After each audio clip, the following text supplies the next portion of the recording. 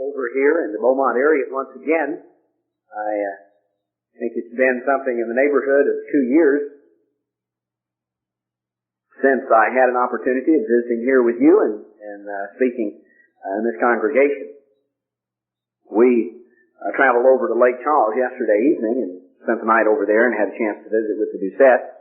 And very encouraging to see the amount of recovery that Mr. Doucette has had.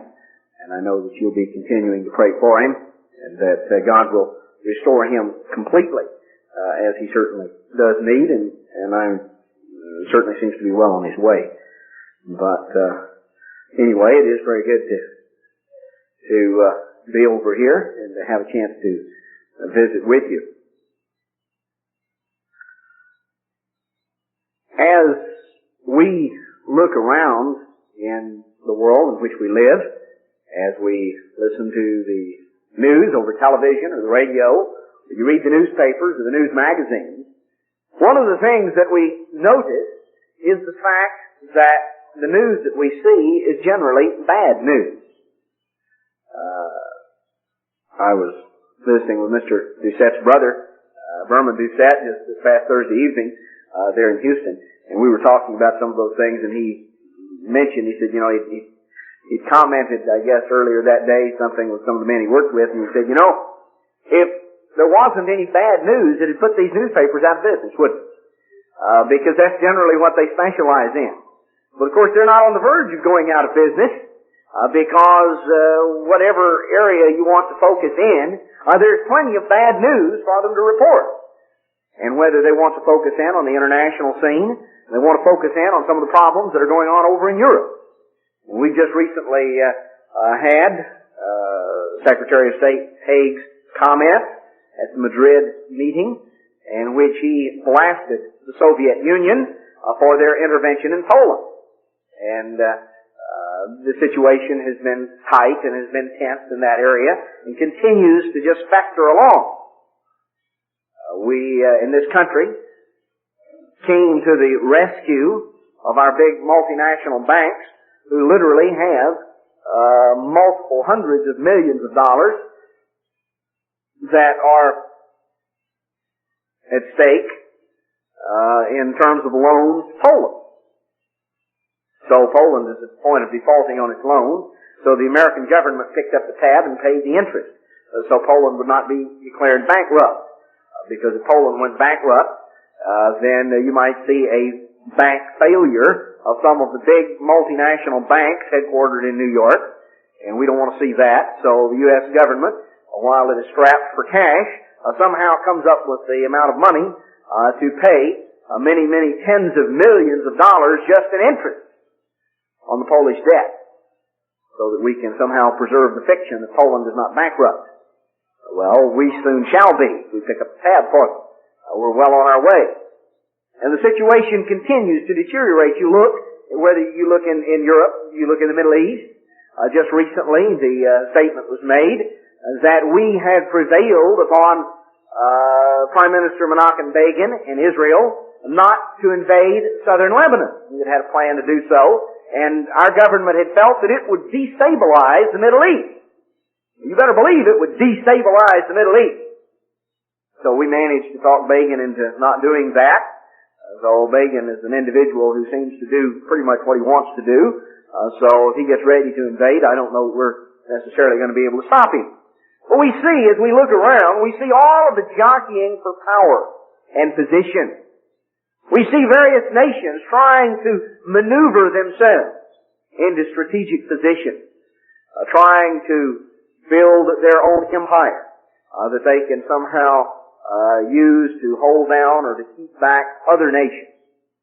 Whether we look at the Soviet Union and its attempts, or whether we look at the United States and the accusations being made against us in terms of our actions in Central America, with El Salvador and various other nations down there, we have various jockeying for power among different nations, all striving to ensconce themselves in a permanent place, to somehow come out on top.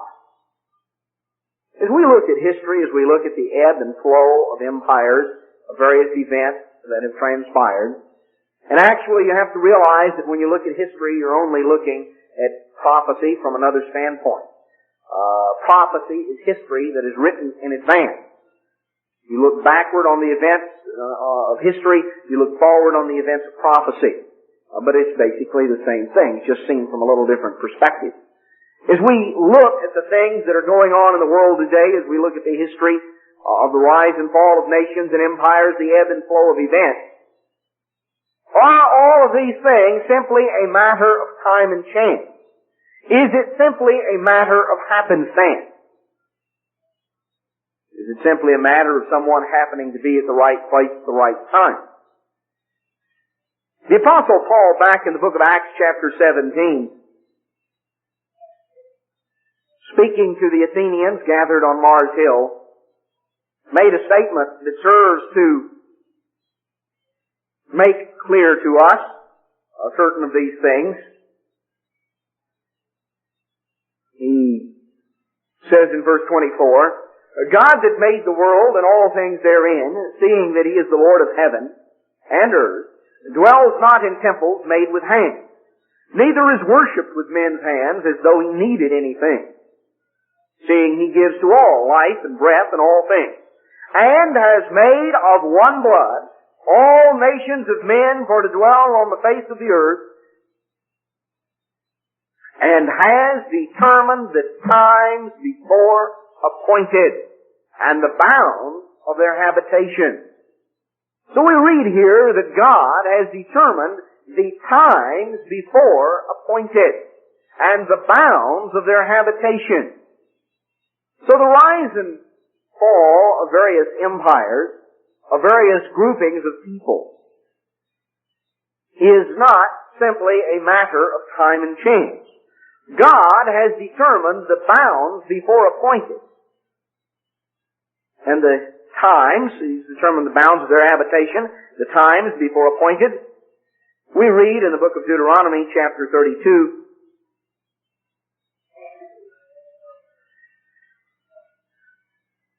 in verse 7, remember the days of old, consider the years of many generations.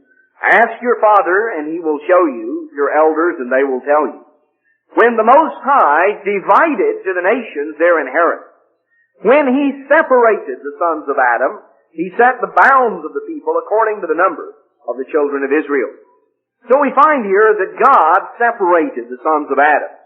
The various ethnic groups, God allocated their area of the earth. He separated the sons of Adam. He divided the earth up and gave to each nation, to each ethnic group, its own inheritance. Now mankind has been engaged in a futile struggle down through the centuries, from the time since Adam, to prove that he can make his own way work. That man somehow can put together the right combination of religion and politics and economics, and can somehow fit it all together and make his own way work. Now, as we look at the things that have come in the scope of the history of this world, we look at the great empires that have risen. They've all done so under the guise that somehow they were going to solve the problems of the world. You know, Hitler promised a 1,000-year Reich, the Millennium German style. He had his own brand of peace on earth that he was going to bring. A 1,000-year Reich. The communists have their particular brand that they think they can bring. That somehow they can just conquer the whole world and bring a communist government over the whole world, then at that time, they will be able to solve all the world's problems. This is what they say. Of course, they haven't been able to solve the problems in the nations that they rule. And they've been there for, quite a number of years. An entire generation has grown up since the Russian Revolution. And certainly the majority of people, the vast majority of people in the Soviet Union today, are people who have been born since that time, since the time of the Russian Revolution. But they haven't been able to solve the problems in their own land. Well, we can look around the world and all the various attempts of different religions. None of which have learned the lesson that the prophet Jeremiah learned. He has recorded for us in the Scriptures in Jeremiah chapter 10 and verse 23, where we learn it's not in, "O Lord, I know that the way of man is not in himself. It is not in man that walks to direct his steps." The way of man is not in himself. Man does not possess the capacity to order his own direction, to decide and to determine the way that he should go. And when you look at the world and you look at the mess that it is in that mess, it is in that condition because people have sought to solve the problems of the world their own way. Now, God says that He has determined the times before appointed, that He has set the bounds of their habitation. As we look at history, we find that God has given every group of people their opportunity to solve the problems of the world their own way. Everybody has had his chance, and none of them have worked. Mankind is having to learn that lesson, having to write that lesson indelibly in his history, that it's not possible for man, for any group of men, to somehow solve the problems of the world in the way that they should be. Now, if we're going to look, let's pick up the story with the post-flood world, and we see the beginning of human government after the flood with a man by the name of Nimrod, back in Genesis chapter 10. Now, here was the beginning of an attempt to solve the world's problems, to build an empire, to build a kingdom, to build a political and a religious system that would solve the problem. So we read in Genesis chapter 10 and verse 8, "And Cush begat Nimrod." Now Nimrod was of the family of Cush. Cush is the father of the East African peoples, the Ethiopians in particular, and other groups of people there in the area of East Africa. In fact, anywhere in the entirety of the Old Testament that you see the word Ethiopia, the word in the original Hebrew is Cush. See, the Ethiopians, that's not the name that they used for themselves. That's actually a Greek name. That's the name the Greek geographers hung on the nation that called itself the people of Cush. And most of our names of ancient nations have come down as we use the Greek names, just like Egypt. Egypt is not the name that the Egyptians call themselves. It's not the name that is used in Egypt. They refer to themselves as Mithra, or Mithraim. The official airlines of Egypt is Al Mithra. Egypt is just a Greek name that was hung on the nation by the Greek geographers. We look around and we find that generally people give a nation a name that sounds good in their own language. And it's not necessarily what those people call themselves. We talk about Germany, but if you were to go to Germany, they don't call themselves German. They don't call their nation Germany. They call it Deutschland. And you find, difference in pronunciations and difference in spelling that take place. Well, here was Nimrod of the family of Cush. And we find in verse 8 that Nimrod began to be a mighty one in the earth. And the Hebrew word that is translated mighty one here is the word Gibor. And it literally means tyrant or despot. Now, Nimrod began to be a tyrant. He began to be a despot in the earth. He began to tyrannize and to rule over other people. We find he was a mighty hunter before the Eternal. Wherefore it is said, even as Nimrod, the mighty hunter before the Lord. And the beginning of his kingdom was Babel. Now, if you want to read over in the next chapter, chapter 11, you read about Babel and the beginning of Babel and the building of the Tower of Babel. That was where Nimrod started. He gathered all the people together. And he was going to build his own empire. He was going to solve the problems of the world his own way. So he established human tyrannical government. The beginning of the kingdom was Babel and Erech and Akkad and Calneh in the land of Shinar. Well, as you read in chapter 11, you find God put a stop to that. So here was the first kingdom, the first human government after the flood. This man thought to solve his problems his own way, and that didn't work. You find later another African-based empire, the Egyptian Empire, the nation of Egypt, arose in the aftermath of Nimrod's demise. And throughout the period that is covered in Genesis, we find Egypt as a great world power. We find that Abraham went down to Egypt. We find that Isaac went down. We find Jacob went down there in the time of famine. Joseph growing great under the time of the Pharaohs. We find the event culminated in the Exodus. And actually, at that time, Egypt was ruled over by an Ethiopian dynasty, the 18th dynasty at the time of the Exodus. But we see these events transpire. We see Egypt as a great and dominant power on the world over a period of hundreds and hundreds of years. And yet they didn't solve the problems. They didn't bring peace. Their government, their religion, their political system did not endure. God gave them their opportunity, and they weren't able to solve things. And as we go through, we will find that no group that God has allowed to hold sway has been able to solve the problem. Because everyone in his own turn has rejected the government of God. And God has raised up a witness in those areas. You know, just as Abraham went down as God's servant, and Joseph later, and different ones went down to Egypt as God's servant. There was a witness there. They chose to turn their back on. We find later the Babylonians, and Daniel was there, and again there was a desire, a willingness to turn their back on God's messenger, on God's servant. And we see that all the way down. Human beings wanting to carve out their own system apart from God. Not any of it has worked. Well, when we come on down through the Scriptures, we find in Daniel chapter 2 a great image. Nebuchadnezzar had a dream. And in this dream, he saw a great, gigantic image. Now, on this image, there was a head of gold.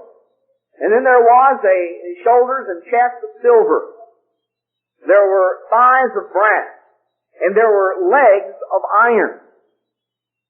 And those legs of iron culminated in 2 feet with 10 toes, composed of iron and miry clay. Now this is back in Daniel chapter 2. Nebuchadnezzar wondered what that image was. He wondered what he was seeing, what this symbolized, what it pictured. And Daniel told him, he said, "You, O king, are that head of gold." The head of gold is representative of the Babylonian Empire, the Babylonian kingdom of which you're the king. And after you there shall arise another kingdom, yet inferior to you. And then, a third, and then finally a fourth, that like iron is going to break in pieces everything. As we go through history, we find, yes, that's what happened. God has set the bounds of their habitation and the times before appointed. Now, Nebuchadnezzar's kingdom, Nebuchadnezzar's Babylonian Empire, collapsed. It was swallowed up by the empire of the Medes and the Persians.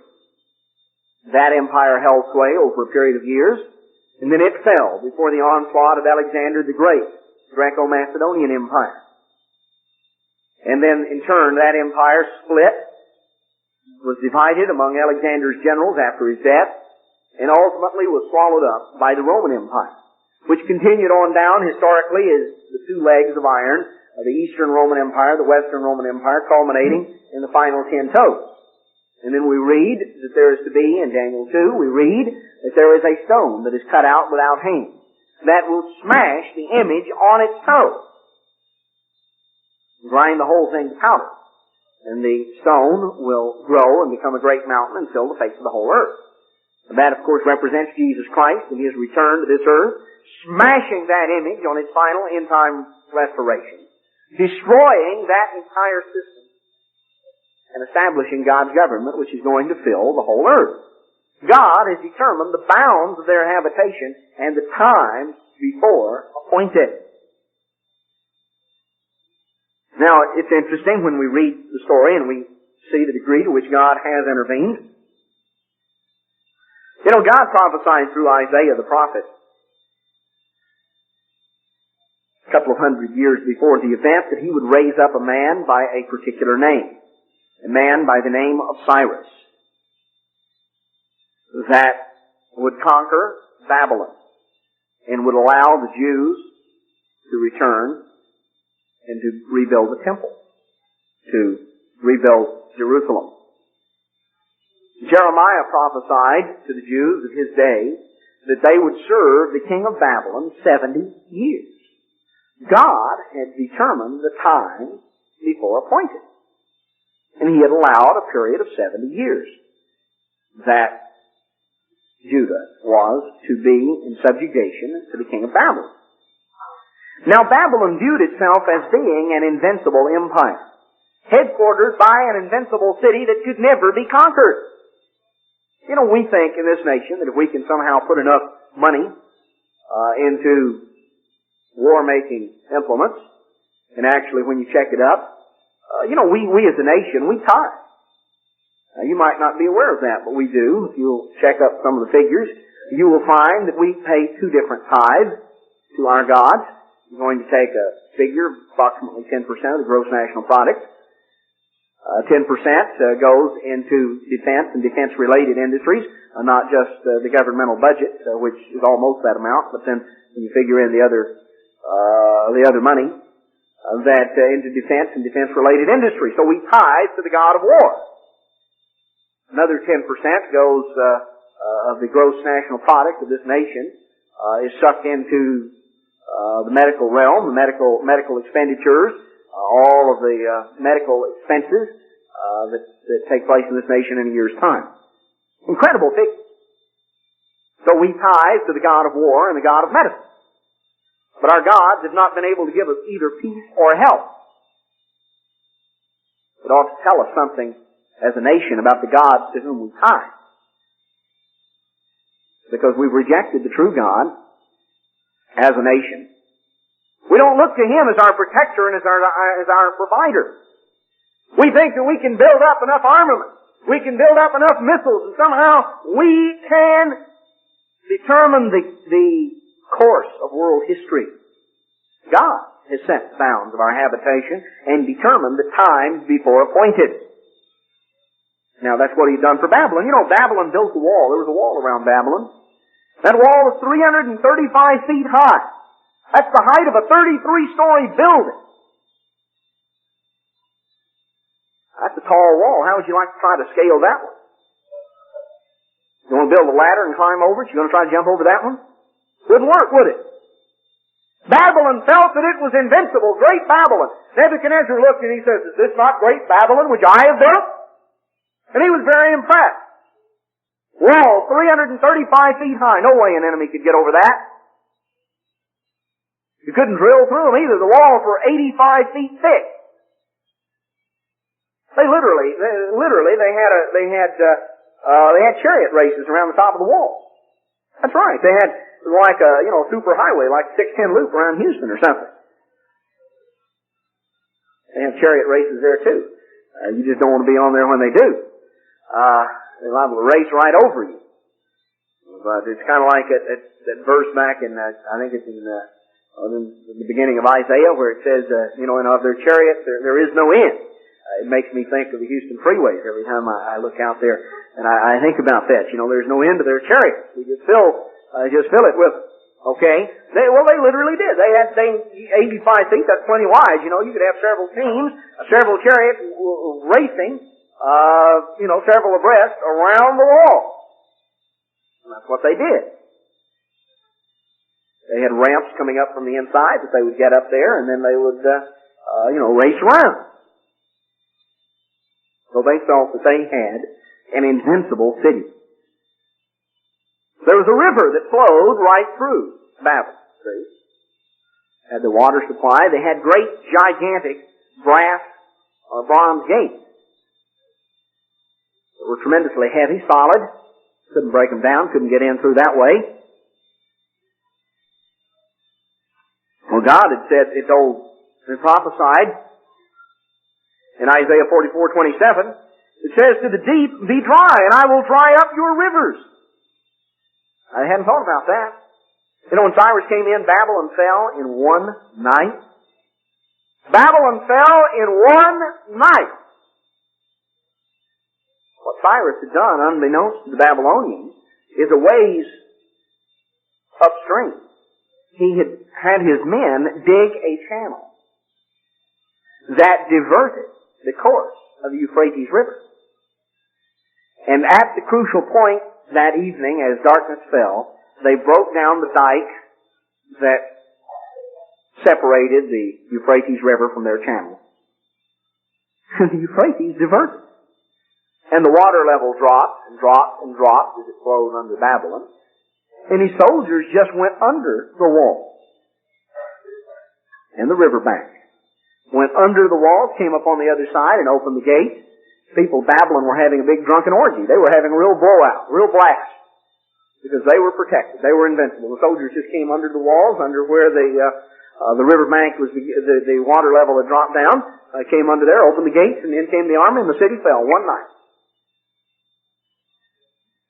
God was able to solve the problem. God had determined the times before appointed. So the empire of the Medes and the Persians came up. And it was going to hold sway. Now, this empire had a desire, the Medes and the Persians, they were going to expand their empire. And they were going to conquer the whole world. They already held sway over a huge section of it. They were going to invade from Asia into Europe. They intended to cross into Greece, the area there where the Turkish peninsula comes almost together with Greece, the area we know as the Dardanelles, or at that time known as the Hellespont. They were going to cross, and Xerxes the Great, the ruler of the Persian Empire, got together an army of 1 million men. It was the largest army ever assembled up until that time. It was the largest army of antiquity, and for quite a while thereafter. He got together this huge army, and he was going to invade Greece. And he knew that Greece would not be able to stand up to this, and so he marched his army across, and they came through Asia Minor, the area that we know as Turkey today, came up there to the Hellespont, and he'd already figured out how he was going to get across. He was going to build a giant pontoon bridge. And he was going to march his soldiers across. Sounded like a good idea, but you know, God just sent a little bit of wind, and the water got choppy, and the pontoon bridge broke to pieces. And Xerxes couldn't get his army across. Smashed up his ships and broke up his pontoon bridge, and Xerxes was very frustrated. Actually, that's the prelude to the book of Esther. Old Xerxes was not, the kind of guy, he was not a real balanced individual. In fact, when his bridge got destroyed, he was so mad that he decided he was going to punish the sea god. He got 100 big men out there with whips, and they were going to give the sea 100 lashes. Real bright fellow, real fine guy. So there you have the prelude to the book of Esther. You think you got problems, just think about poor Esther. That's what she had to put up with. His advisors decided that for the sake of the nation, they better divert his attention, lest he decide to launch another military fiasco. So they got him to come back, and they said, look, what you need is a new wife. And so that occupied his attention for a while, and he didn't get around to raising any more armies. He spent his time, you read the rest of the story. Well, God has determined the times before appointed, and it was not God's purpose to allow the Persians to invade Europe. Because you see, God was preparing an empire, the beginnings of something in Greece. Macedonia, the rocky hill country up north of Greece. Greece was a combination of little city-states that all warred and fought among themselves. And here Alexander of Macedon swept into the rest of Greece, up from northern Greece, up from the area of Macedonia, put together the beginnings of an empire there in Greece, crossed the Hellespont, he got across, into Asia and conquered the Persian Empire. Inside of a dozen years, Alexander had put together a tremendous empire all the way to India. In fact, even to this day, some of the Afghan tribesmen, certain sections of the Afghans there that are giving the Russians such a hard time, some of them claim descent from the soldiers of Alexander the Great. Alexander's soldiers did their bit to spread Greek civilization across the world. And so you found, very little what they had left behind all the way across, to this day. Of course, that seems to be the way things go with conquering or marauding armies. But they put together their empire, and then Alexander died, cut off in his prime. And his empire split among his generals, ultimately coming out 4 of them that divided the empire among themselves. God had determined the times before appointed. Now Alexander was allowed to establish his empire all across the known world of that day. Now, it didn't do what Alexander thought it would do. What God used it for was to spread the knowledge of the Greek language. And so when the New Testament was written, it could be written in Greek, and people all over the known world could understand what was said. Because Alexander had spread the knowledge of the Greek language all over the known world. As he had put together an empire that even though it split among his generals, still retained that Greek sense. The Greek language was used. God is setting the purpose. God is setting the stage for things. God knows where He's going. We look at the world today. Mr. Armstrong's able to go to a place like Hong Kong, right there in China. Who the people are, in Hong Kong, they're Chinese people. Hong Kong was a part of China up until the British took it in the latter part of the 19th century. And it is today a British crown colony. One of the only ones of those left. Now, needless to say, anyone in Hong Kong who is educated speaks English. Because the British have been in charge of the education. They have governed that area. Or you can go into India, you can go into various areas of other parts of the world, and the English language was spread by the colonial empires, the British in particular, the Americans also. And between the English language, the French language, the Spanish language, virtually the entire world, we can communicate through those languages because of the colonial empire. Whether you're talking about Central and South America, whether you're talking about Africa, whether you're talking about most of Asia, you see, they've been under the sway of these various colonial empires. So God set the stage for the propagation of the gospel. Otherwise, we would have to go out and, 100 and something different languages. Well, we're able to gradually, there are certain times other languages that are used, but those provide a basis. So what we see is that God again has determined the bounds and the times before appointed. Now, the Roman Empire came up and it swallowed up this Greek-speaking empire that was ruled by the successors of Alexander's generals. And, of course, it's described in Daniel chapter 2 under the guise of the image and the legs of iron. In Daniel chapter 7, we have another description, the same thing. But Daniel saw it in a little different guise. He saw it in the context of great animals or beasts. Came up out of the sea, and he saw first the lion. It symbolized the Babylonian Empire. And then he saw, coming up after that, a bear, which symbolized the empire of the Medes and the Persians. See, the equivalent of this shoulders and chest of silver. Now the bear is great and ponderous, just as the Persian Empire was. So we find then in the aftermath of the bear came the leopard. Now the leopard was a rather strange looking leopard because he had 4 heads. Well, the leopard symbolized Alexander's empire, the lightning quickness with which he struck, the speed with which he moved. And there were 4 heads, symbolizing that this empire, within a matter of a very few years, split into 4 divisions, 4 sections, among Alexander's 4 leading generals. And so there were 4 heads to this Greek Empire. Continued on down. And then there came up a 4th beast, too terrible to describe. It was kind of a composite of all the others. That was the Roman Empire. It describes it as having great iron teeth with which it broke all that it came in contact with. It conquered a larger territory than any of these empires. And was, of course, the one that held sway at the time when the New Testament was written. Now, the Apostle John, in writing the book of Revelation, focuses in on this Roman Empire and makes a description of the same thing that Daniel saw in Daniel chapter 7.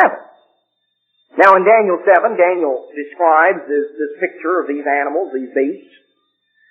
He views them from the standpoint of being 4 separate beasts. Now, as we read the story in Revelation 3, John views the same thing. He views it from a little different perspective. He saw a great beast rising up out of the sea, having 7 heads and 10 horns. Now, what Daniel saw had 7 heads. The 1 head of the lion, the 1 head of the bear, the 4 heads of the leopard, and then the 1 head of the final 4th beast. That's 7 heads. Of course, if you go back to Daniel 7, it mentions that the 4th beast had 7 horns upon its head. Well, this is what Daniel sees or what John sees right here. He sees it as one entity, because really it was one system.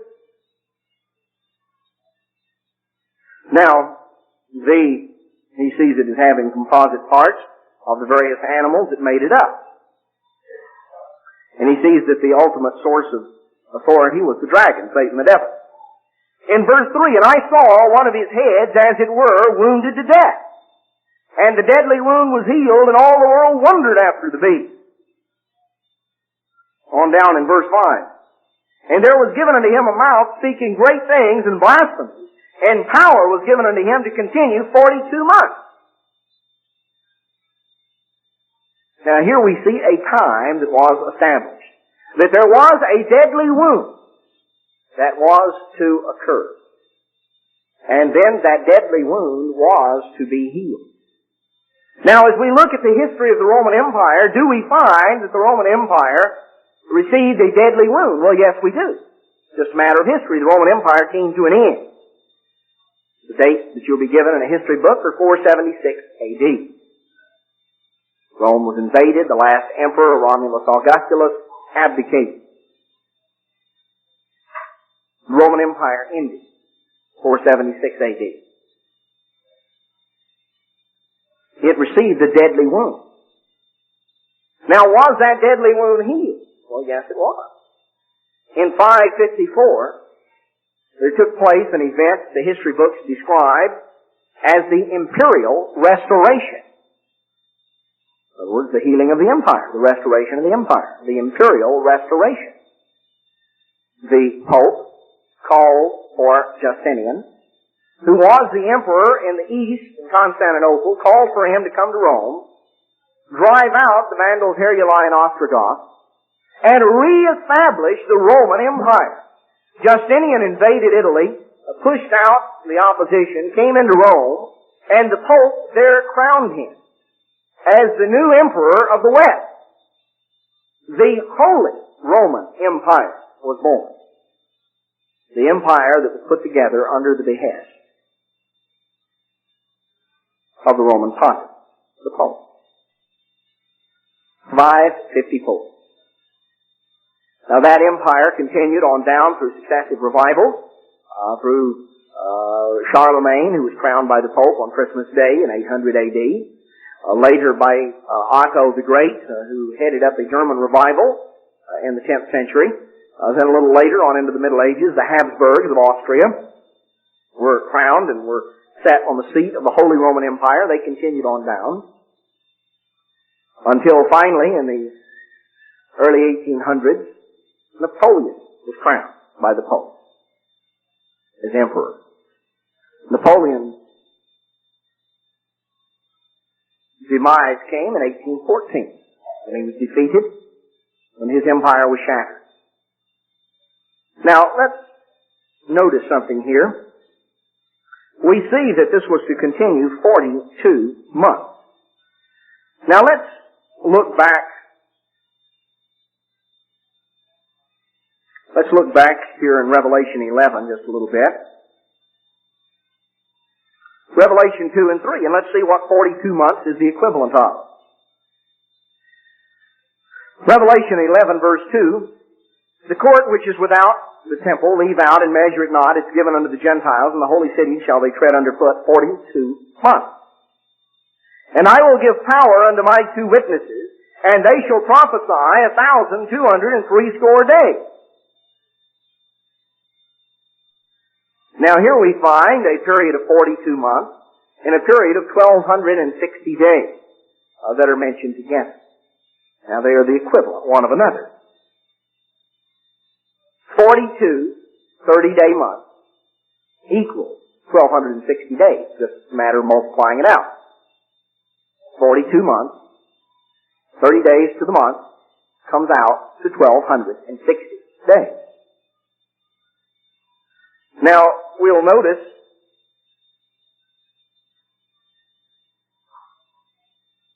here that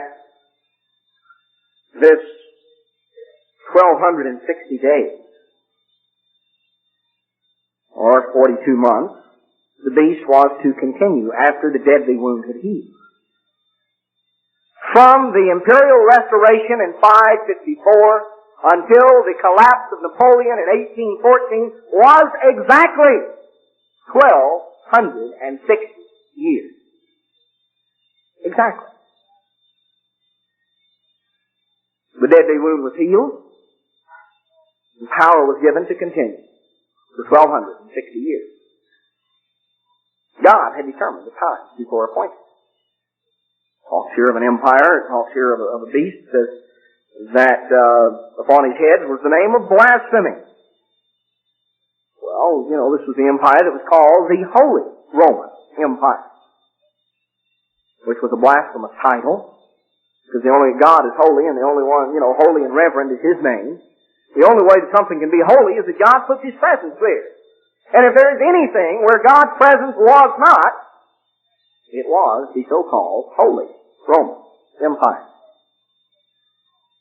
So here we see an empire that held sway, just as God prophesied that it would. The Most High rules in the affairs of men. He sets over nations whomsoever He will. Sometimes even the basest of men. People think that they determine. Man still hasn't learned that lesson. People get all excited about they're going to go down and elect old Honest Joe. Boy, he's going to solve the problem. People have their ideas. Some people think if they can get a Democrat in, he'll solve the problem. There are others that are fully persuaded if they can get a Republican in, he'll solve the problem. Some think what we need is more liberals, and others think what we need are more conservatives. And, there are various ideas and various approaches. And, you can run the gamut of various political ideologies that have been tried. And the point is, none of them have worked over the long term. Because there is only one sure foundation upon which something can build. And nothing can be any more substantial and any more firm than the foundation upon which it is built. That's a pretty basic thing. And some of you, I'm sure, are in the building trade and various building trades. If the foundation that you lay is weak and shoddy, then anything you build on top of it, you're going to have problems with. Why do they go to so much trouble? You see them building a big bridge or something. Go down to me, why not just stick the thing up out there? Well, obviously, if you've ever been involved in that or know anything about it, you realize there's a very good reason they don't just stick the thing up out there. Because it'll fall down. The whole thing. Nothing can be more substantial than the foundation upon which it is built. And the foundation upon which all of the human empires, the human governments have been built is a weak and shoddy foundation. Because the Word of God is the only sure foundation. None of them have been built upon that Word of God. So the Roman Empire did not hold up. There's going to yet be a restoration, a revival of that. We're going to notice some things on that in just a few minutes. But as we look down through the centuries, we find that there have been various attempts of different people, different groups of people, to inaugurate their own empire, their own world-ruling system, that somehow was going to solve the world's problems. Now, you know, Ishmael, the son of Abraham, the illegitimate son of Abraham, the older brother of Isaac, chafed under the fact that he was not given the birthright. His descendants had done so, and they sought to acquire the birthright by their own effort. They sought to carve out an empire that would solve the problems. The Islamic empire, the Arab empires of the early Middle Ages, beginning prior to what we term the Middle Ages, beginning in the 7th century A.D., spreading out from Arabia, sweeping across the entire Middle East, sweeping across North Africa, coming into Spain, all the way up into France, where finally in 732 the invading armies of Islam were defeated by Charles Martel at the Battle of Tours. And the whole history of Europe was therefore changed, because if they had poured on into Europe, the whole context of everything would have been different. There would have been Islamic Europe rather than Catholic Europe. God had determined the bounds of their habitation, and they were turned back at that point. They were not allowed to come further, just as God turned the Persians back at the Hellespont. He turned the Arabs back at the Battle of Tours. Ishmael sought to carve out his empire. Well, you know, you come on down a little bit further, and Isaac had 2 sons, Jacob and Esau. Esau sold his birthright, but then he wanted it back. His descendants, the Edomites of the Turks of today, they sought to get the empire back. They sought to acquire the birthright.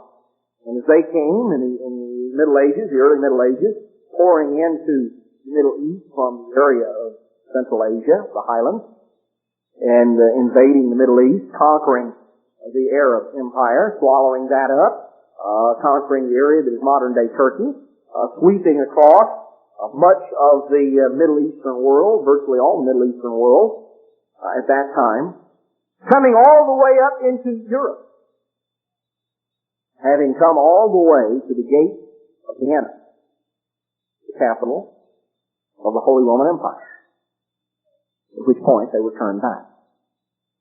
Again, something that would have completely changed the complexion of European history. God was not going to allow them. He had set the bounds of their habitation. They were not allowed to come on in any further. You read, you know, the various other peoples. The Chinese had their fling. Under Genghis Khan and his Mongol hordes, as they put together an empire, swept into China, swept down from the steppes of Mongolia, sweeping into China, conquering all of China, sweeping across Asia, all the way across modern-day Russia. That's why the Russians and the Chinese hate each other to this day. The Chinese ruled over Russia all the way on up until well into the 1400s, before gradually acquire their independence. So they hate each other, and they don't trust each other right on down to this day. And they swept all the way across. Nothing could stand in their way. They were already invading Europe, coming into Hungary, and the only thing that turned them back was the son of Genghis Khan, who was leading this group called the Golden Horde. And the only thing that turned him back was the fact that word reached him that his father had died back in China. And he decided that he better take his army and turn around and go back there, because he knew that his brothers were going to get together and carve up the pie. And if he wasn't there to do his share of the carving, then he was probably going to get left out. And so Europe was spared. God had determined the bounds of their habitation. They put together a vast empire, but they were unable to solve the problem. Their empire split and splintered and fell. You know, you go down through the centuries, the Spaniards sought to build their empire. They began to colonize South America, Central America, much of North America, carving out a gigantic empire. And they discovered the gold and the silver of the New World. They were going to expand that empire. And they put together the greatest fleet of ships that had been known in Europe up until that time, the Spanish Armada. They were going to invade England and restore a Catholic sovereign to England. You know, it's interesting, the English could not have stood up against the Spanish Armada. They were outmanned, outgunned in every way. But you know, it was really a very simple thing. God simply sent a storm. And the Spanish Armada cracked up. And what was left of it finally crippled home. It was interesting, the British issued a coin right after the defeat of the Spanish Armada. The British issued a coin. They recognized that they hadn't won the battle. The inscription on the coin came from the book of Psalms. It blew, and they were scattered. Because that's literally what happened. God blew, and they were scattered. God had determined the bounds of their habitation and the times before appointed. All he had to do was just blow. They were scattered. They're little ships. You know, God's not impressed. We look around and people are scurrying to and fro, and some people are struggling to and fro. And they're very impressive to other people. You know, God looks down and He's not impressed. You ever look down a little anthill? You see the little ants down there scurrying to and fro. Some of these little ants carry their burdens. You know, you look down, if you look at it real carefully, you see them carrying loads that are about as big as they are. And they're scurrying around, you know, and there are other little ants there. If you could look down and really realize what was going on, there are little ants there that are in charge of some of these other ants. You know, the ants are divided up into various categories. They're what we call a social insect. There are various divisions of labor among them. Now you look down at this little ant, you know, and maybe he's the head ant. You know, you're not very impressed, are you? You don't look down there and just, you know, you're amazed at how important this little ant is. You just take your foot. There goes the anthill and all the little ants. The important ant and the unimportant ant and all the ants in between. You know, God looks down at the earth and He sees like a bunch of little ants scurrying around down here. And some of these little ants think they're very important. And they're all swelled out and strutting around, and other little ants are kind of standing in awe of them. And God, He just takes His finger and go like that, and all the little ants are gone. God's not impressed. The Most High rules in the affairs of men. He sets over nations whomsoever He wills. Sometimes even the basic of men. God is allowing the human race to write a lesson of human experience, that we cannot solve our own problems our own way. It's not in man that walks to direct his steps. God has determined the bounds and the time. You know, God gave His blessings to Israel, and Israel was given a firm foundation upon which to build if they would. The covenant that God had given them, based on the law of God. God made some promises back in Leviticus 26 of some things that were going to happen. If Israel would not obey the terms of the covenant, if they would not walk in God's statutes, various things were going to come upon them. And in verse 17, He says, I will set my face against you, and you shall be slain before your enemies.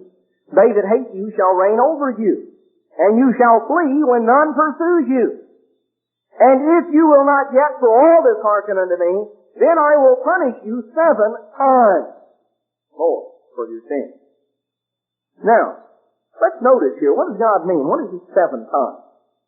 Let's notice back in Revelation chapter 12. Now, we already saw a little bit earlier that 42 months and 1,260 days is the same thing. Now let's notice another equivalent.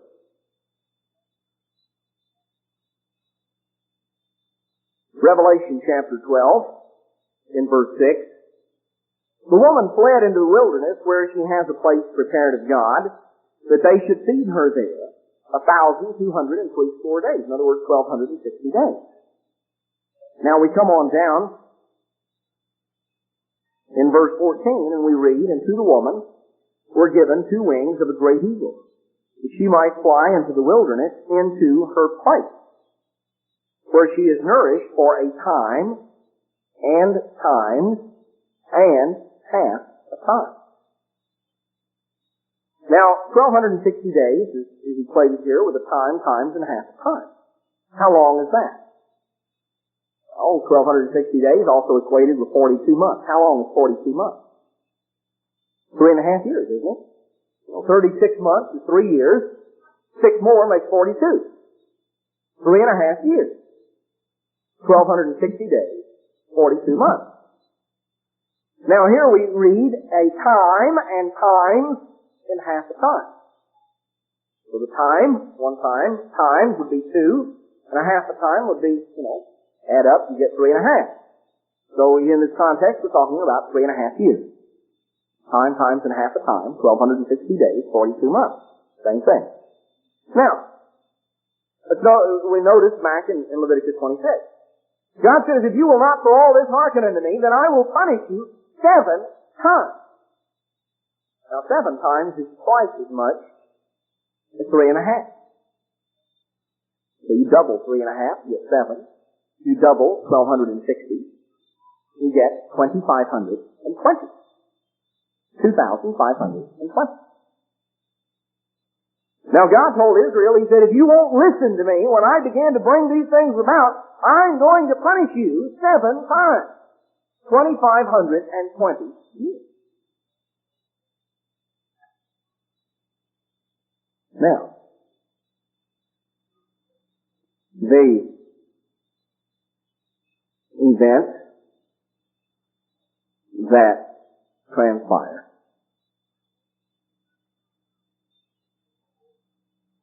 We see that northern Israel was invaded in 721 BC. The Assyrians poured in. Between 721 and 718, northern Israel was totally defeated, and the people were removed away, were made slaves, transported away. 2,520 years from the time that they were completely deprived of the birthright. 2,520 years later, from that point in 721 to 718. 2,520 years later brings you out to the years 1800 to 1803. Now that is when God began to restore the birthright blessing. So He determined the bounds of our habitation, the times that were before appointed. Here the birthright was held in abeyance for a period of 2,520 years. And then at the end of that time, the English-speaking world began to rise to the promise. The British Empire began to come on the scene. Louisiana Purchase, which was the single largest territorial acquisition this country has ever received, took place in 1803. We didn't set out to carve out a great empire for ourselves. We weren't trying to acquire Louisiana. Thomas Jefferson, the President of the United States, simply wanted to purchase the port of New Orleans. To have a port where goods shipped down the Mississippi River, because it was the only transportation, that was our western border. And we had the port of New Orleans, and we had a way to get our goods out into the Gulf. And that's all he wanted to buy. Napoleon wouldn't sell it to him. He said, I'll sell you all Louisiana, though, for about $0.05 an acre. You go out and try to, buy some land over there now for $0.05 an acre. Of course, there's a lot more than Louisiana. It started with Louisiana and extended all the way on up to the Canadian border. The whole midsection of the United States. One fell swoop.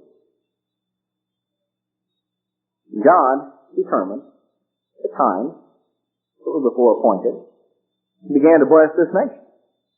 And the whole continental United States just fell into our hands. Texas won its independence in 1836. You realize that Texas petitioned to join the Union at that time and was turned down? That's right. It was not a matter that the American government was so far-sighted that it set out to carve out a vast empire to run from sea to sea. It was pushed off on us. We were presented as a nation with a fait accompli in 1836. And Congress turned it down, said, no, we don't want it. What do we want with Texas? Sometimes maybe Texas today wonders what do we want with Everybody else, well, we're stuck with each other, see? It was actually 9 years later, in 1845, before Texas joined the Union. There was considerable opposition. It was a very controversial topic. The presidential election was fought over that issue. You just go through and you read the story of the way that we acquired the various things that make up the United States, the way Britain acquired its possessions. In the aftermath of the 7 Years' War, known in American history as the French and Indian War, Britain had defeated France. And here's another one. See, France, the descendants of Brother Reuben, the eldest son, the one who, under other circumstances, would have been entitled to the birthright. He forfeited the birthright because of his conduct and sought in vain to always get it back. Reuben, France was everywhere first. They were in Canada first. They were in Louisiana first. They were, for that matter, in India and in Australia first. They were at the Suez Canal first and the Panama Canal first. They had first chance. But it always slipped through their fingers because God had determined the bounds of their habitation and the times before appointed. And when the time came, the birthright blessings were to go to the sons of Joseph. It's interesting. You just go through, even through British history, and read, the statement that was made, and you realize that how literally true it was, that Britain stumbled into its empire in a fit of absent-mindedness. That's the descriptive phrase that's been used, and very much was. You realize the way in which they were just kind of maneuvered into various things. And they didn't realize the significance of some of the things that they acquired and some of the things that they had. The British North America Act, where the nation of Canada was actually created back in the 1800s. Parliament spent virtually no time debating that. It took them about 10 minutes to pass it. They spent the rest of the day arguing over a very important subject, the licensing of dogs in some little hamlet there in England. They spent the whole day debating on something important. It didn't take them 10 minutes to pass the DNA Act. Nothing over there but a bunch of Indians and beaver skins. Well, God knew what He was doing. God carved out an empire. And He gave to our people, and we have been losing that empire. Britain, in the aftermath of Napoleon's fall in 1814, Britain came to an unparalleled height, and for 100 years was unchallenged as the number one power of the world, the number one world power for 100 years, from 1814 on up till the time of World War I. In the aftermath of World War I, the United States and Britain basically stood together as dominant powers in the world. And then in the aftermath of World War II, Britain began its decline. They came up first and they've gone down first. We're very quickly following suit. We could go on, we could look at other things. Let's notice an interesting prophecy that has importance for us today. It deals with the time setting in which we find ourselves in the immediate future. Notice back in Daniel chapters 4 and 5. We have an interesting story that's told in Daniel chapter 4. And we see that chapter 5 actually continues on, and chapter 4 provides a setting for chapter 5. In Daniel chapter 4, Nebuchadnezzar had a dream. And in this particular dream, we read in Daniel chapter 4 and verse 10, "Thus were the visions of my head and my bed. I saw and behold a tree in the midst of the earth, and the height thereof was great. The tree grew and was strong, and the height thereof reached unto heaven, and the sight thereof to the end of all the earth. The leaves thereof were fair, and the fruit thereof was much, and it was meat for all, and the beasts of the field had shadow under it. And then he saw in this vision a voice from heaven that came and said, Cut down the tree. And he was a little bit disturbed by this and didn't know what it meant. Daniel understood the meaning of the dream, and he told him, he said, Look, this dream portends serious things for you. You'd better break off your sins by righteousness so that perhaps the events described here will be postponed. Because what it means is that you are going to lose your kingdom. You're going to be driven forth from among men for a period of 7 times. Or as it was in the life of Nebuchadnezzar, 7 literal years. You're going to be driven forth from among men. And then at the end of this 7 times, you will return and you will come into the empire of Babylon once again. Once more, you will rule Babylon. Now Nebuchadnezzar, as the king, typified the kingdom, the system. He was punished for 7 years, and then at the end of the 7 years was able to regain control over Babylon. You can read the story in chapter 4. I won't go into the detail here for the sake of time, but I think you're familiar with it. Now in chapter 5, we pick up the story with an account in the life of Nebuchadnezzar's grandson, Belshazzar. Now Belshazzar reigned as king of Babylon jointly with his father, Nabonidus. This was the son-in-law, Nebuchadnezzar, and was the king of Babylon, along with Belshazzar. Nabonidus was in a different area of the empire. He was away from Babylon at the time that Babylon fell. And so Belshazzar was holding court as king in Babylon. That is why that when he wanted to reward Daniel, he offered to make him the 3rd ruler of the kingdom, because Belshazzar himself was already number 2. Therefore, number 3 was as high as he could offer Daniel. So Belshazzar was having a great party. He was having a real blowout. He had a feast going, and they drank wine, and they were pretty well along in the wine drinking, and he tasted the wine, verse 2, and he commanded to bring gold and silver vessels Nebuchadnezzar had taken out of the temple in Jerusalem. So by this time, old Belshazzar was pretty well found. And he'd come up with a good idea. I know what we need. We need some new drinking vessels. And so he sent in, they brought in these vessels of gold and silver, sacred vessels, from the temple. And so verse 4, they drank wine and praised the gods of gold and silver and brass and iron and wood and stone. You know, I'll drink to that. Well, I'll drink to that. And so they were toasting one thing after another. You know, any excuse will do. Somebody trying to get bombed, they don't have to look too hard and too long to find excuses to do so. And so they had a bunch of gods, you know, they were posing a toast to every gun. They were just working their way down the list, you know, that's something to drink to. Couldn't offend this god, but not drinking to him. Couldn't offend that one. So, you know, they were just having a real blowout. And by this time, as you read the story, they were pretty well found. The only thing is, old Belshazzar got sobered up in a real big hurry. It worked better than black coffee. He saw a hand just appear out of nowhere and began writing on the wall. That did wonders. He came awake, alert, you know, his eyes popped open. It says that verse 6, the king's countenance was changed. His thoughts troubled him so that the joints of his loins were loose and his knees smote one against another. Well, really shook him up. Scared the daylights out of it. The joints of his loins were loose. I'll look that up. Find out what that actually meant. His knees smote one against another. And so he began to cry out, you know, hey, what does all this mean?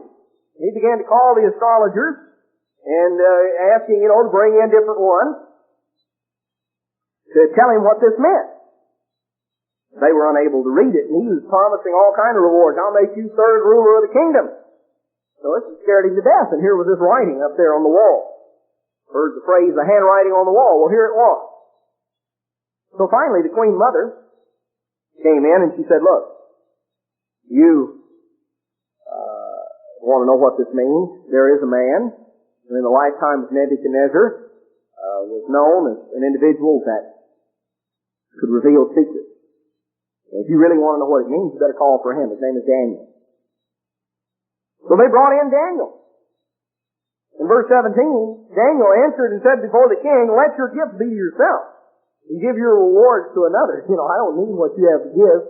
In fact, when Daniel interpreted the dream, you realize Daniel knew, or not the dream, but the handwriting. Daniel knew that the things weren't going to last. Any gift he was given by Belshazzar wouldn't last more than a few hours, because the result of this, was Babylon was falling. Guess who's coming up under the bridge out front? That's the news Daniel had for him. So he said, I'll make the writing known of the king, make known to him the interpretation. So then he begins to go through and he says, now look, God taught Nebuchadnezzar, your ancestor, your forefather, a lesson for a period of 7 times. He was without his kingdom. At the end of 7 times, he was restored to his kingdom. So that he might learn that the Most High rules in the affairs of men, sets over nations whomsoever he will, and gives it, to whomever he wants to. And he said, verse 22, you, Belshazzar, have not humbled your heart, though you knew these things. You knew what had happened to Nebuchadnezzar, but you didn't let it affect you. Now I'm going to tell you what you've seen. This is the writing that was written. Verse 25, this is the writing that was written, meaning Tikal Upharsin. This is the interpretation of the thing. Meaning, God has numbered your kingdom and finished it. Tikal, you're weighed in the balances and are found wanting. Perez, your kingdom is divided and given to the Medes and the Persians. Verse 30, in that night was Belshazzar, the king of the Chaldeans, slain, and Darius the Mede took the kingdom. That very night. Weighed in the balances, found wanting. Now, these words that were written up there, what was mysterious about the writing was not the words themselves. These words were numbers or units of measurement, units of weight. And the Hebrew units of weight, the Babylonian units of weight were basically the same, slight variation in spelling. That was not the problem. You see, they recognized the words, but it's like if you saw handwriting on the wall and the words that were written up there were, pounds, tons, and ounces. You would recognize the word, I know what that means, pounds, tons, and ounces. But what does it mean? See, it would be meaningless. Even though you might be able to read the words and you realize that here were, units of weight, yet the significance of it would be totally meaningless. You wouldn't have a clue. That's what this was. It wasn't that they didn't recognize the words, it was that they had no idea what the significance of it was.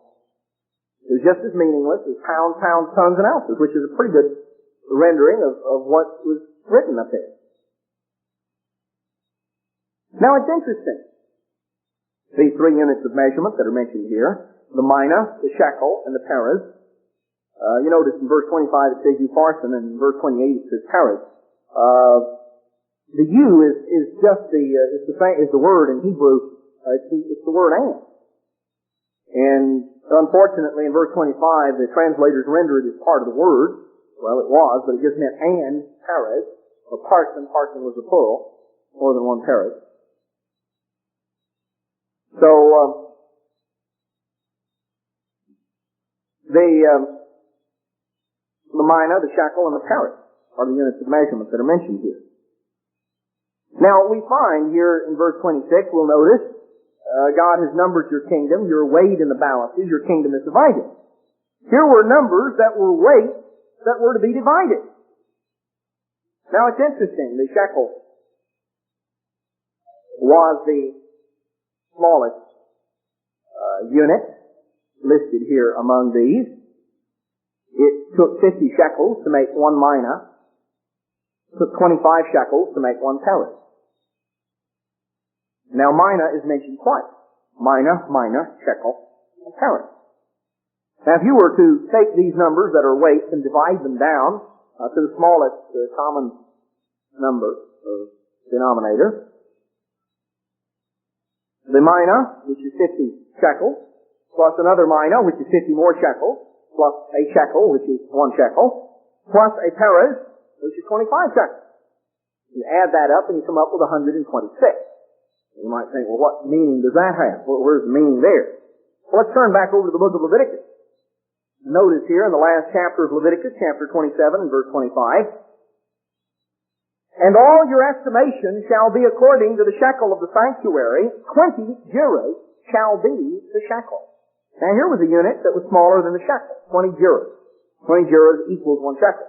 Now we add this up here in Daniel chapter 5, and we find these numbers, which were weights, which were to be divided. We divide them down, and we come up with 126 shekels, or, since there are 20 zeros to the shekel, just multiply 20 times 126, we come up with 2,520 zeros. You take the numbers that are weights and you divide them down to the smallest component, or the smallest unit of measurement, the smallest number that is a weight. You have 2,520. Now Nebuchadnezzar had been deprived of his kingdom for 7 times. We saw a little earlier that 7 times is 2,520 days. Now here, Daniel comes along and he tells Belshazzar, he said, look, an example happened to Nebuchadnezzar. He was deprived of his kingdom for a period of 7 times, 2,520 days, before he got it back. And you should have learned a lesson from that. You did not. The Babylonian Empire did not learn a lesson from what Nebuchadnezzar went through. And so that very night, the Babylonian Empire fell. Babylon fell. That very night, in the fall of 539 BC. Now, there was a period here. 2,520. That would elapse before Babylon would be able to be put together again. You know, when we read the description in Revelation 17, we do not read of Rome the Great, mystery, Rome the Great, or mystery, Greece the Great, or mystery, Persia the Great. We read of mystery, Babylon the Great. Babylon fell in 539 BC. There was to be a period of time, 7 times, 2,520 years, will pass over Babylon. Prior to the elapse of that time, it will be impossible for Babylon the Great to arise. All of the attempts that man has made to put it all together, they have been unsuccessful.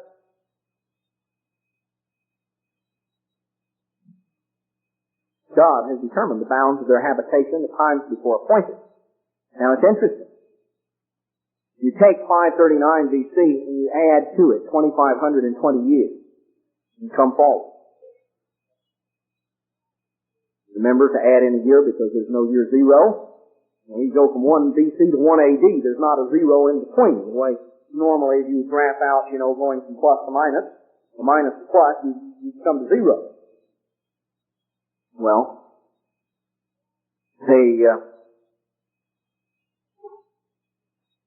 2,520 years, if you add that to 539, you come out to 1982. I'll do your addition for you.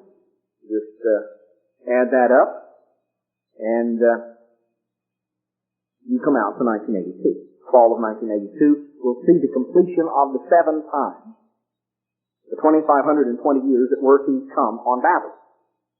Now, that does not mean that Babylon the Great is going to suddenly appear in the fall of 1982. That is not what I'm saying, and I don't think this is necessarily the implication of the prophecy. 2,520 years elapsed that Israel was deprived of the birthright. Israel did not come into total possession of the birthright blessing, just from one day to the next. But there were significant events, very significant events, that happened at that time that allowed the British Empire and the American expansion to take place. We are living in momentous times. We are living in the year that is going to see the completion of the 2,520 years of the 7 times that have passed over Babylon. And it is in the aftermath of that time that Babylon the Great will arise. Again, not necessarily, I'm not saying it's going to arise, that day or that week or that month, or that it's going to arise completely in 1982. That's not what I'm saying at all. But there will be significant events that will take place.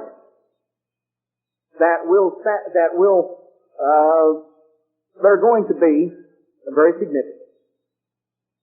And exactly how long it's going to take from the completion of the 7 times until Babylon the Great fully on the scene. It will be something that we have to wait and see. We need to understand, brethren, that we are living in the days that God calls the last time.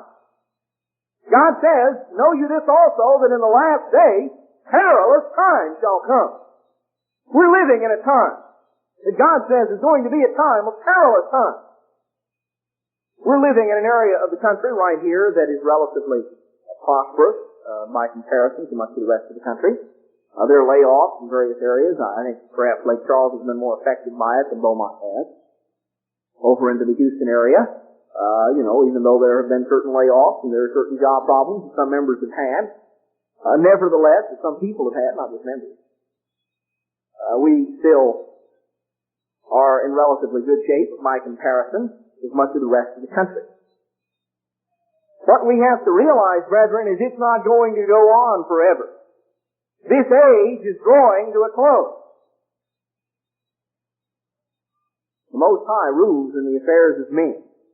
He sets over nations whomsoever He wills. He's determined the bounds of habitation and the times before appointed. We read here in the book of Daniel, in chapter 7. The Daniel saw, in verse 13, one like to the Son of Man come with clouds of heaven and come to the Ancient of Days.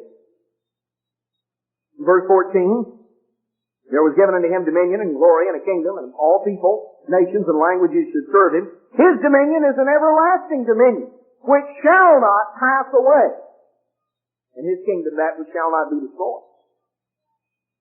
Daniel went on to say in verse 17, these great beasts which are four kings, four kingdoms, four empires, which shall arise out of the earth. But the saints of the Most High shall take the kingdom and possess the kingdom forever, even forever and ever. Brethren, Jesus Christ is soon going to return to this earth. And He's going to put an end to man's misgovernment. Man has had his chance, and it hasn't worked. Man has sought to carve out his own solutions, his own empires, his own religions, his own political ideology, to solve his own problems his own way. God has allocated a time space to every group of people, to every aspect of people. And He's allowed every one of them to prove that they cannot do it, because none of them is built on the only sure foundation. The kingdom of God is going to stand forever and ever, because it is built on the only sure foundation. And brethren, the only way that we're going to stand and be a part of that kingdom which is going to rule forever and ever is that our lives are built on that only sure foundation. That we are walking with God and growing and overcoming. We're drawing near to God. That we're drinking in of God's Holy Spirit, allowing God to work and move in us, allowing God to transform us by a renewing of our minds. Transformed, converted, to where God can use us, can mold us into a people prepared to meet the Lord. A people prepared to rise, to meet Jesus Christ in the air, to descend with Him on the Mount of Olives, to be a part of establishing the government of God, the kingdom of God. A kingdom that will rule the entire world forever, even forever and ever. Brethren, that is the kingdom to which we have been called.